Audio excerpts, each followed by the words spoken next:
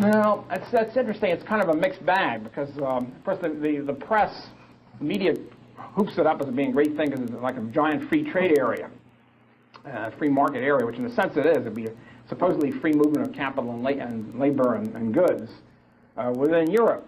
The problem is, however, they're also building up the giant bureaucracy of Brussels.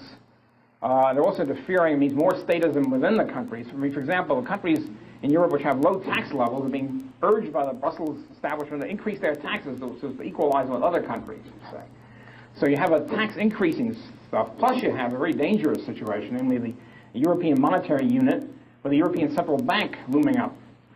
A European Central Bank, of course, is much worse than having no European, just having 8 or 7 or 8 central banks. It's much worse to have one giant central bank, which is an inflationary cartel of the whole European structure, plus the fact the Keynesians are still in power. Okay, for the Keynesian dream, and Secretaries Baker and Brady, or Brady, hardly find the shoelaces. I mean, Baker is a Keynesian. Okay, it's a Keynesian government, and so what they want, the Keynesian dream, is to have a great objective from Keynes down, to have one world central bank and one world monetary unit, which can be issued by the central bank, one world paper money, and then you have a world reserve bank issuing world paper, and then everybody can inflate together. You won't have any problems with losing gold, losing dollars, worrying about exchange rates. Everybody will inflate together, have one world inflation.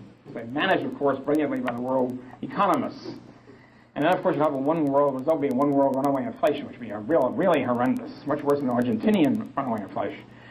So that's the Keynesian dream, is that one managed world currency and one managed world central bank. I don't think they'll get it because there's a lot of national sovereignty jealousies here.